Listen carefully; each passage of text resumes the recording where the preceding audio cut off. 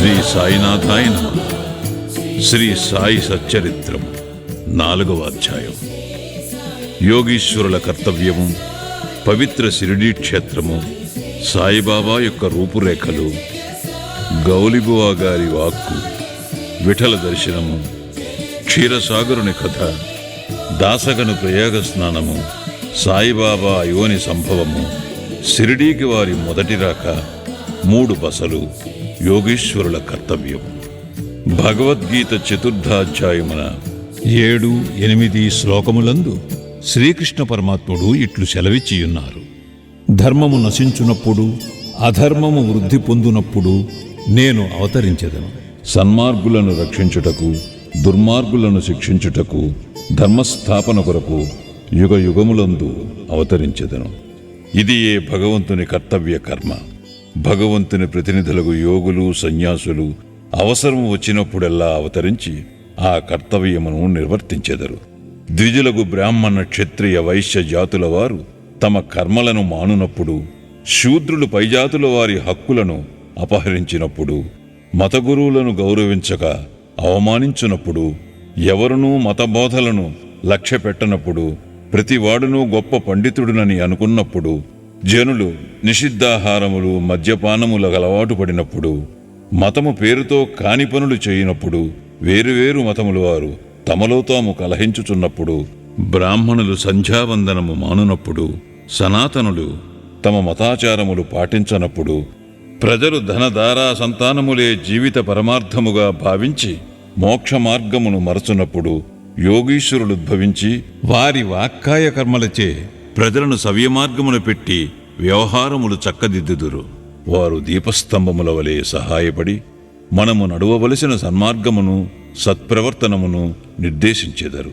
ఈ విధముగానే నివృత్తి, జ్ఞానదేవు, ముక్తాబాయి, నామదేవు, జానాబాయి, గోర, గోణాయి, ఏకనాథుడు, తుకారాం, నరహరి, నర్షిభాయ్, సజన్కా సాయి, సాంవతమాలి, రామదాసు మొదలుగా గల యోగులను తదితరులను వేరువేరు సమయములందు ఉద్భవించి మనకు సవ్యమైన మార్గమును చూపిరి. అట్లే సాయిబాబా కూడా సకాలమందు షిరిడీ చేరిరి. పవిత్ర షిరిడీ క్షేత్రం అహ్మద్నగర్ జిల్లాలోని గోదావరి నది ప్రాంతములు చాలా పుణ్యతమములు. ఏలయన అచ్చట అనేక యోగులు ఉద్భవించిరి, నివసించిరి. అట్టి వారిలో ముఖ్యులు శ్రీ జ్ఞానేశ్వర్ మహారాజ్. షిరిడీ గ్రామము అహ్మద్నగర్ జిల్లాలోని కోపర్గాం తాలూకాకు చెందినది. కోపర్గాం వద్ద గోదావరి దాటి షిరిడీకి పోవలను. నది దాటి 3 కోసులు పోయినచో నీమ్గాం వచ్చును. అచ్చటికి షిరిడీ కనిపించును. కృష్ణా తీరమందు గల గాణగాపురము, నరసింహవాడి, ఔదంబర్ మొదలుగా గల పుణ్యక్షేత్రముల వలె షిరిడీ కూడా గొప్పగా పేరు కాంచినది. పండరీపురమునకు సమీపమున గల మంగళవేఢయందు భక్తుడకు దామాజీ, సజ్జనగడమందు సమర్థ రామదాస్, నర్సోబాచీవాడియందు శ్రీ నరసింహ సరస్వతీ స్వామివార్లు వర్ధిల్లినట్లే శ్రీ సాయినాథుడు షిరిడీలో వర్ధిల్లి దానిని పవిత్రమునర్చెను. సాయిబాబా రూపురేఖలు. సాయిబాబా వలననే షిరిడీ ప్రాముఖ్యము వహించినది. సాయిబాబా ఎట్టి వ్యక్తియో పరిశీలింతుము. వారు కష్టతరమైన సంసారమును జయించినవారు. శాంతియే వారి భూషణం. వారు జ్ఞానమూర్తులు. వైష్ణవ భక్తులకు ఇల్లు వంటివారు. ఉదార స్వభావులు. సారములోని సారాంశము వంటివారు. నశించు వస్తువులందు అభిమానము లేనివారు. ఎల్లప్పుడూ ఆత్మ సాక్షాత్కారమందే మునిగియుండెడివారు. భూలోకమునందు గాని స్వర్గలోకమునందు గాని గల వస్తువులయందు అభిమానము లేనివారు. వారి అంతరంగము అద్దము వలె స్వచ్ఛమైనది. వారి వాక్కుల నుండి అమృతము స్రవించుచుండెను. గొప్పవారు, బీదవారు వారికి సమానమే. వారు మానవమానాలను లెక్కించిన వారు కారు. అందరికీ వారు ప్రభువు.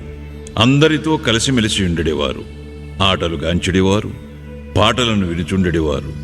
కాని సమాధి స్థితి నుండి మరలువారు కారు. ఎల్లప్పుడూ అల్లా నామము ఉచ్చరించుచుండెడివారు.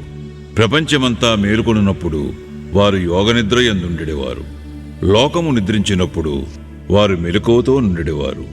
వారి అంతరంగము లోతైన సముద్రము వలె ప్రశాంతము. వారి ఆశ్రమము, వారి చర్యలు ఇదమిద్దముగా నిశ్చయించుటకు వీలు కానివి. ఒకచోటనే కూర్చుండి ఉన్నప్పటికీ ప్రపంచమందు జరుగు సంగతులన్నీ వారికి తెలియను. వారి దర్బారు ఘనమైనది. నిత్యము వందల కొలది కథలు చెప్పునప్పటికీ మౌనము తప్పిడేవారు కారు. ఎల్లప్పుడూ మసీదు గోడకు ఆనుకుని నిలుచువారు, లేదా ఉదయము, మధ్యాహ్నము, సాయంత్రము లెండి తోట వైపు గాని చావడి వైపు గాని పచార్లు చేయుచుండెడివారు. ఎల్లప్పుడూ ఆత్మధ్యానమునందే మునిగి ఉండేవారు. సిద్ధపురుషుడైనప్పటికీ సాధకుని వలె నటించువారు. అనుకోవ, నమ్రత కలిగి అహంకారము లేక అందరినీ ఆనందింపచేయువారు. అట్టివారు సాయిబాబా. షిరిడీ నేల వారి పాదస్పర్శచే గొప్ప ప్రాముఖ్యము పొందినది. జ్ఞానేశ్వర్ మహారాజ్ ఆళందని వృద్ధి చేసినట్లు, ఏకనాథుడు పైఠానును వృద్ధి చేసినట్లు శ్రీ సాయిబాబా షిరిడీని వృద్ధి చేశాను. షిరిడీలోని గడ్డి రాళ్లు పుణ్యము చేసుకున్నవి. ఏలయన బాబా పవిత్ర పాదములను ముద్దు పెట్టుకుని వారి పాదధూళి తలపైన వేసుకొనగలిగినవి. షిరిడీ మా వంటి భక్తులకు పండరీపురము, జగన్నాథము, ద్వారక, కాశీ, రామేశ్వరము, బదరీ కేదార్, నాసిక్, త్రయంబకేశ్వరము, ఉజ్జయిని, మహాబలేశ్వరము, గోకర్ణముల వంటిదైనది. షిరిడీ సాయిబాబా స్పర్శయే మాకు వేదపారాయణ తంత్రము. అది మాకు సంసార బంధముల సన్నగిల చేసి ఆత్మ సాక్షాత్కారమును సులభ సాధ్యము చేయును. శ్రీ సాయి దర్శనమే మాకు యోగ సాధనముగా నుండెను. వారితో సంభాషణ మా పాపమును తొలగించుచుండెను. త్రివేణి ప్రయాగల స్నానఫలము వారి పాదసేవ వలనే కలుగుచుండెడిది. వారి పాదోదకము మా కోరికలను నశింపుచేయుచుండెడిది. వారి ఆజ్ఞ మాకు వేదవాక్కుగా నుండెడిది. వారి ఊదీ ప్రసాదము మమ్ము పావనము చేయుచుండెను. వారు మా పాలిట శ్రీకృష్ణుడిగా, శ్రీరాముడుగా నుండి ఉపశమనము కలుగుచేయుచుండిరి. వారు మాకు పరబ్రహ్మ స్వరూపమే. వారు ద్వంద్వాతీతులు. నిరుత్సాహము గాని ఉల్లాసము గాని ఎరుగరు. వారు ఎల్లప్పుడూ సచితానంద స్వరూపులుగా నుండెడివారు. షిరిడీ వారి కేంద్రమైనను వారి లీలలు పంజాబు, కలకత్తా, ఉత్తర హిందూస్థానము, గుజరాత్, దక్కను, కన్నడ దేశములలో చూపుచుండిరి. ఇట్లు వారి కీర్తి దూరదేశములకు వ్యాపింపగా భక్తులన్ని దేశముల నుండి షిరిడీ చేరి వారిని దర్శించి వారి ఆశీర్వాదమును పొందుచుండిరి. వారి దర్శన మాత్రముననే భక్తుల మనములు వెంటనే శాంతి వహించుచుండెడివి.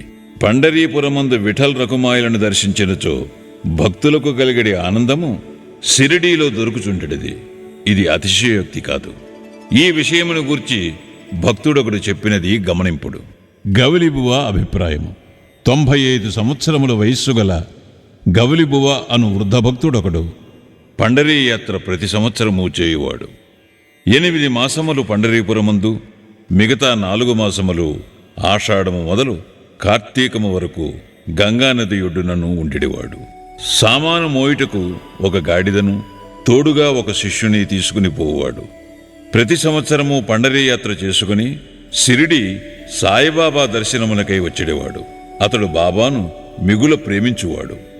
అతడు బాబా వైపు చూచుచూ ఇట్లనెడవాడు: వీరు పండరీనాథుని అవతారమే. అనాథల కొరకు, బీదల కొరకు వెలసిన కారుణ్యమూర్తి. గౌలిబువ విఠోబాదేవుని ముసలి భక్తుడు. పండరీ యాత్ర ఎన్నిసార్లో చేశాను. వీరు సాయిబాబా పండరీనాథుని అవతారమని నిర్ధారణపరిచిరి. విఠలదేవుడు దర్శనమిచ్చుట. సాయిబాబాకు భగవన్నామస్మరణయందును సంకీర్తనమందును మిక్కిలి ప్రీతి.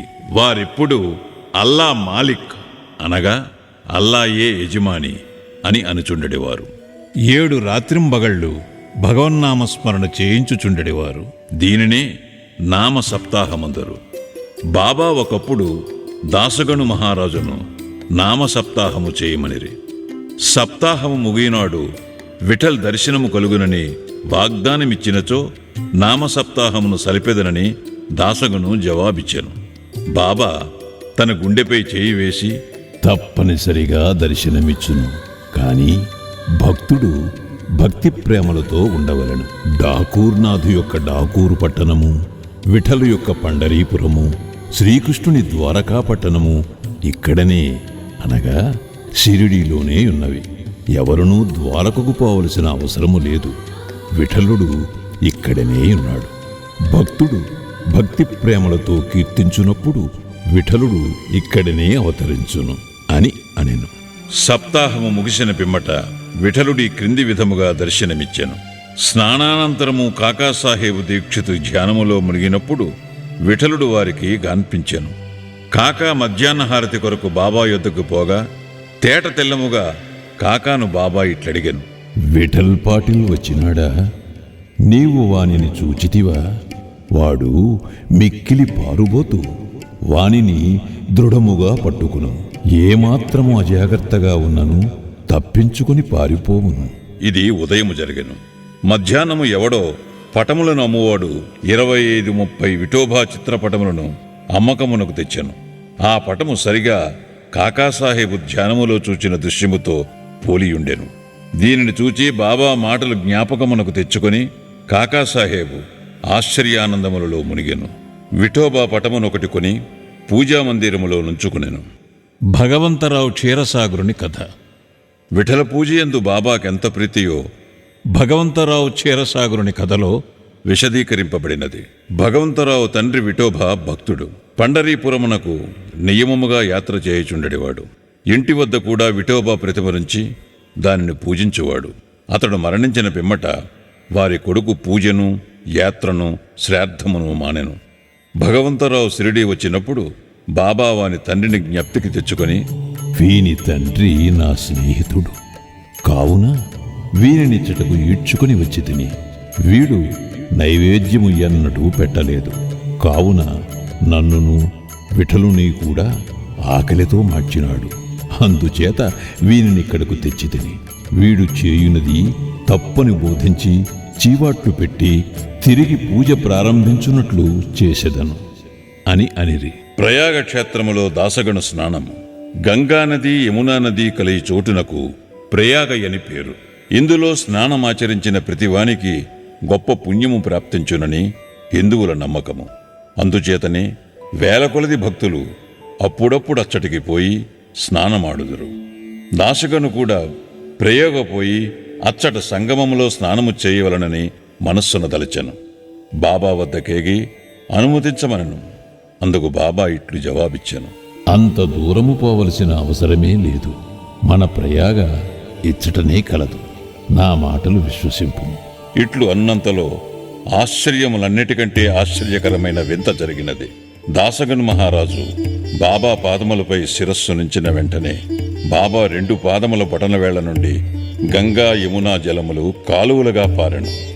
ఈ చమత్కారమును చూచి దాసగను ఆశ్చర్యచకితుడయ్యను. భక్తి ఆవేశాలతో మైమరిచాడు. కన్నులు ఆనందాశ్రులతో నిండే అతని హృదయంలో ఉప్పొంగిన కవితావేశం శ్రీ సాయిలీలా గాన రూపంలో పెళ్ళుబుకింది.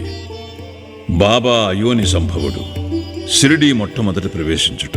సాయిబాబా తల్లిదండ్రులను గూర్చిగాని, జన్మము గూర్చిగాని, జన్మస్థానమును గూర్చిగాని ఎవరికీ ఏమీ తెలియదు. ఎందరో పెక్కుసారులు ఈ విషయములు కనుగొనుటకు ప్రయత్నించిరి. పలుసార్లు ఈ విషయముగా బాబాను ప్రశ్నించిరి. కాని ఎట్టి సమాధానము కాని, సమాచారము కాని పొందకుండరి. నామదేవు, కబీరు సామాన్య మానవులవలే జన్మించి ఉండలేదు. ముత్యపు చిప్పలలో చిన్న పాపల వలె లభించిరి. నామదేవుడు భీమారథి నదీ తటమున గోణాయికి కనిపించాను. కబీరు భాగీరథీ నదీ తటమున తమాలకు కనిపించాను. అట్టిదే సాయి జన్మ వృత్తాంతము. భక్తుల కొరకు బాబా 16 ఏళ్ల బాలుడుగా షిరిడీలో వేప చెట్టు కింద అవతరించాను. బాబా అప్పటికే బ్రహ్మజ్ఞానిగా కనిపించాను. బాబా స్వప్నావస్థ ఎందైనను ప్రపంచ వస్తువులను కాంక్షించుడివారు కాదు. ఆయన మాయను తన్నెను. ముక్తి బాబా పాదములను సేవించుచుండెను. నానా చోద్దారు తల్లి మిక్కిలి ముసలిది. ఆమె బాబానిట్లు వర్ణించినది. ఈ చక్కని చురుకైన కుర్రవాడు వేప చెట్టు క్రింద ఆసనములో నుండెను. శీతోష్ణములను లెక్కింపక అంతటి చిన్న కుర్రవాడు కఠిన తపమాచరించుట, సమాధిలో మునుగుట చూచి గ్రామస్తులు ఆశ్చర్యపడిరి. ఆ బాలుడు పగలు ఎవరితో కలిసిడివాడు కాదు, రాత్రి అందెవరికీ భయపడేవాడు కాడు. చూచిన వారు ఆశ్చర్య నిమగ్నులై ఆ చిన్న కుర్రవాడు ఎక్కడి నుండి వచ్చినాడని అడుగసాగిరి. అతని రూపు, ముఖ లక్షణములు చాలా అందముగా నుండెను. చూచిన వారెల్లరూ ఒక్కసారిగా ముగ్ధులగుచుండెని. ఆయన ఎవరి ఇంటికి పోకుండెను. ఎల్లప్పుడూ వేప చెట్టు కిందనే కూర్చున్నవాడు. పైకి చిన్న బాలునవలే కనిపించినప్పటికీ చేతలను బట్టి చూడగా నిజముగా మహానుభావుడే. నిర్వ్యామోహము రూపుదాల్చిన అతని గూర్చి ఎవరికీ ఏమీయూ తెలియకుండెను. ఒకనాడు ఖండోబా దేవుడొకని ఆవేశించగా ఈ బాలుడెవడై ఉండునని ప్రశ్నించిరి. వాని తల్లిదండ్రులెవరని, ఎచ్చట నుండి వచ్చినవాడని అడిగిరి. ఆ ఖండోబా గణము ఒక స్థలమును చూపి గడ్డపాలను తీసుకుని వచ్చి అచ్చట త్రవ్వమనెను. అట్లు తవ్వగా అందులో కొన్ని ఇటుకలు, వాని దిగువ వెడల్పు రాయి ఒకటి కనిపించాను. ఆ బండను తొలగించగా కిందనొక సందు కనిపించాను. అచ్చట 4 దీపములు వెలుగుచుండెను. ఆ సొరంగము ద్వారా ముందుకు పోగా అచ్చటనొక భూగ్రహము కనిపించాను. అందులో గోముఖ నిర్మాణములు, కర్రబల్లలు, జపమాలలు కనిపించాను. ఈ బాలుడచ్చట 12 సంవత్సరములు తపస్సును అభ్యసించెనని ఖండోబా చెప్పెను. పిమ్మట కుర్రవాణి నీ విషయము ప్రశ్నించగా వారలను మరపించుచు అది తన గురుస్థానమనియు వారి సమాధి అచ్చట గలదుగావున దానిని కాపాడవలెననియు చెప్పాను. వెంటనే దానినెప్పటివలే మూసివేసిరి. అశ్వత్థ ఔదంబర వృక్షముల వలె ఈ వేప చెట్టును పవిత్రముగా చూచుకొనుచు బాబా ప్రేమించువాడు. మహల్సాపతి తదితర షిరిడీలోని భక్తులు దీనిని బాబా యొక్క గురువుగారి సమాధి స్థానమని భావించి సాష్టాంగ నమస్కారములు చేసెదరు.